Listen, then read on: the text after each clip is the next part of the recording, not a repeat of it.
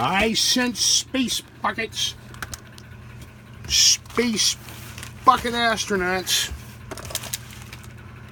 Made in China. Whoa. Commonly attributed to toy company Hing. Hing was founded in the 1980s. In 1980, these things have been around since the early 70s. I think, not sure, nobody knows. Here's a nice bunch of space bucket astronauts, and they've all got a number. Whoa. And a made in China there.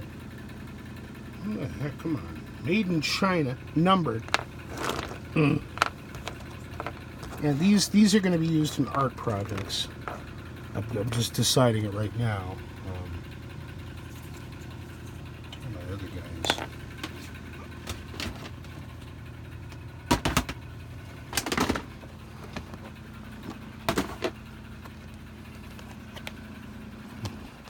They're in this one here.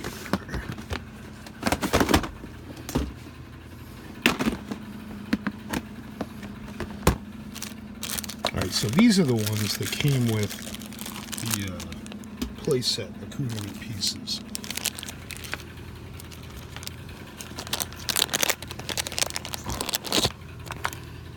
Now, in addition to having a mashed in face, this plastic color is very different.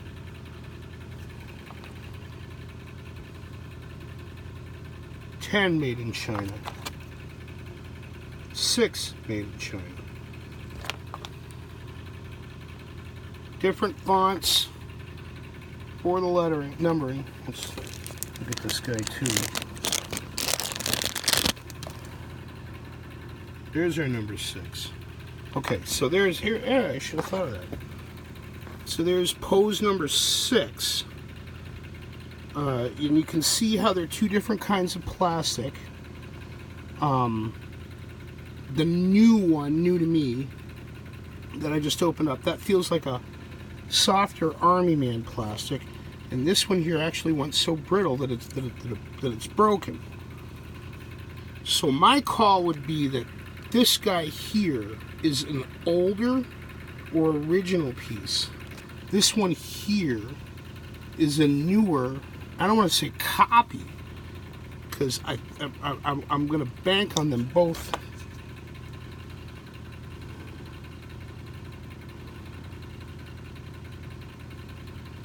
Say bank on both of them having to come out of the same mold. It may not have come out of the same mold so much as from a mold that was identical.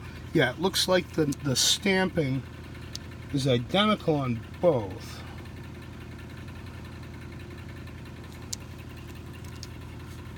This is important too, because nobody's really made a study of these things. And there again, you can see how different the plastic is.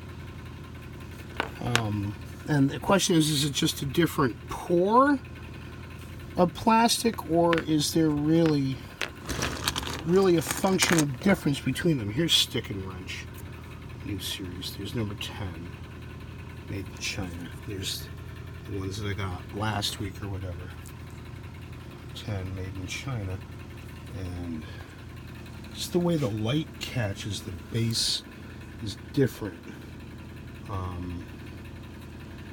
I got into light interference paints, the golden acrylics, and what they do is they literally interfere with the surface absorbing light, and some paints reflect, some paints dazzle, some paints split up the light, or compounds rather.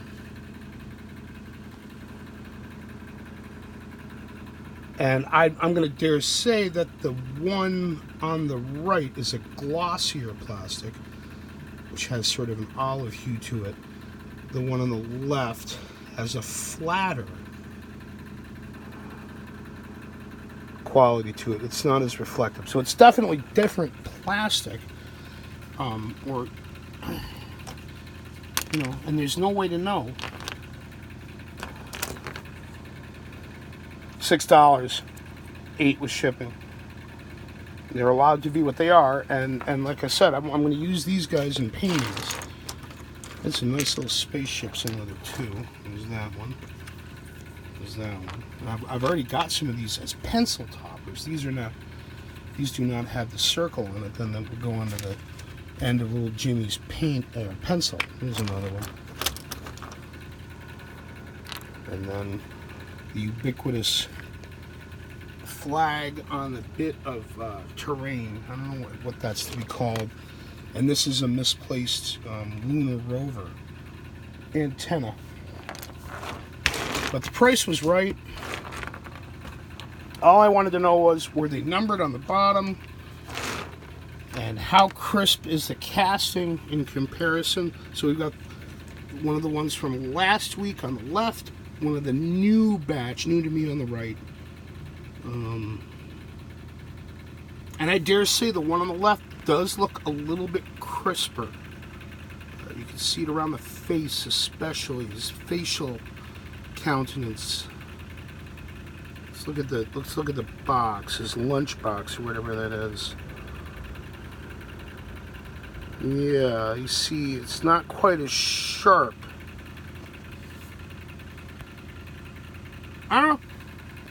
And that's the problem. Nobody knows. There's been no thorough study of these things.